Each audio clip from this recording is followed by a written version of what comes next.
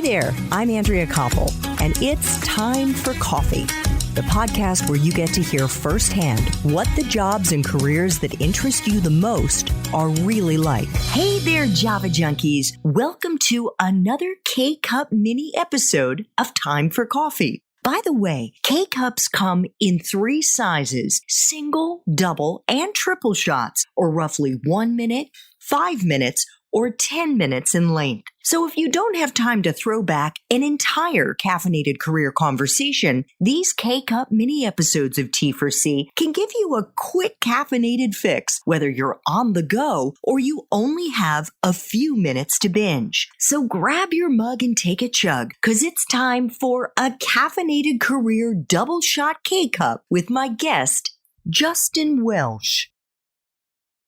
Prior to joining Patient Pop, you worked at ZocDoc, is that right? That's correct. And you were also a sub-10 employee there. Today, ZocDoc is valued at billions of dollars. Why did you make the decision to leave? And how did you get your foot in the door at ZocDoc in the first place? Yeah, so the way that I got my foot in the door at ZocDoc is kind of a funny story, but I'll try and make it a short one. For the first 6 or 7 years of my career, I was not very successful. I couldn't figure out what I was passionate about. I went between multiple companies. I was actually fired 3 times before I was 28 years old. And at 28, I thought that I wasn't going to be very good at anything. And I put my resume on monster.com, which is what you did back then in 2009 at that point. And I received a call from a guy named Cyrus Masumi, who was the CEO and founder of ZocDoc. And they were just 9 people big. They had one other salesperson. He said, why don't you come to New York City and interview for our job? So I did.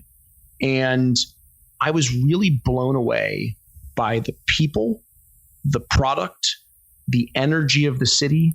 Everything about the experience just blew me away. And the first time in my life, I really wanted to work somewhere. And I really felt this urgency to get that job and to perform well and to do well and to accelerate my career. So there's a lot of talk about finding your passion. I am a believer that whatever company you join, you should be extraordinarily passionate about. That was the lesson that I learned from joining ZocDoc after many years of failure. So that was sort of number one for me. That's how I got in.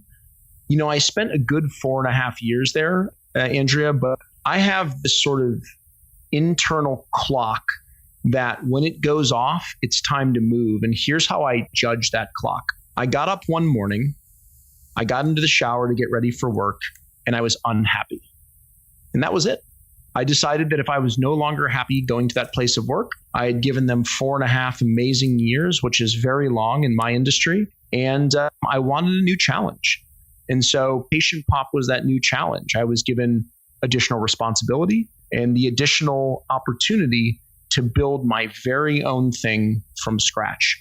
And so the combination of that, which simply being the right time for me, I think listening to yourself is really, really critical. Oh gosh, thank you so much for sharing that, Justin. And let me just add, because I have been spending almost 3 years interviewing professionals in dozens of different careers to find out what they do and to listen to their journeys and their lessons learned. And of course, supplementing that by reading all kinds of books. And what I've really landed on, I want to pick up on the passion piece that you said.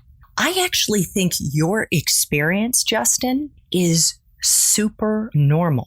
Because most young people, when we graduate from college, we haven't identified our passion yet. We know what we're interested in. And that's why I say follow your interests, lean into your strengths, and by building what Dr. Cal Newport calls rare and valuable skills, an expertise in a particular field. And actually, there's a number of hours that you should try to get. And it was popularized in a book, I believe, called Outliers. And the number is 10,000 hours, which roughly comes to about 5 years if you're working 40 hours a week. By doing that, and it sounds like you were probably doing that, Justin, after, you said it had been the first 6 years of your career that you really had not landed on something that lit you up. I think that was actually the natural course of things before you found ZocDoc. Yeah, I think that's very possible.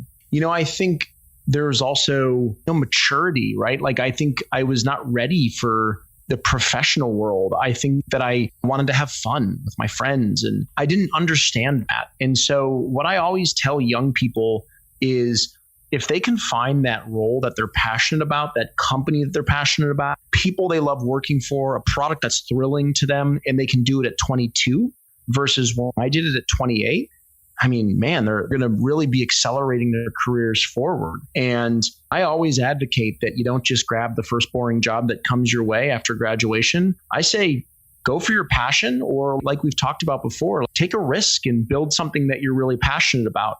The chances are that you fail are probably pretty high, but the amount of learning and responsibility, wow, talk about accelerating your learning and accelerating your career. So those are just some takeaways that I would give listeners if they're thinking about how to spend their first year or two out of school. Yes. And if you are among those listeners who has not yet identified your passion, there isn't anything wrong with you.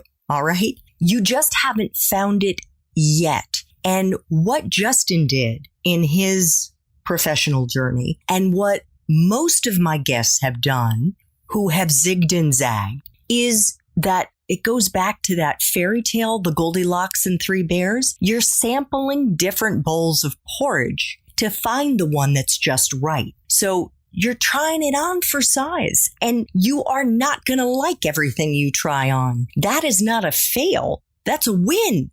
So pivot, try something else. And to Justin's point, lean into those risks. Take risks. Try it out.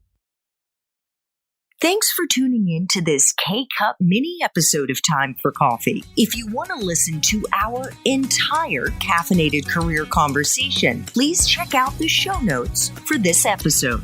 Thanks so much for listening to Time for Coffee, where the professionals in the jobs that most interest you always have time to grab coffee, 24/7, no matter where you live. I have one quick favor to ask you. Remember to rate, review, and subscribe to Time for Coffee. Thanks so much.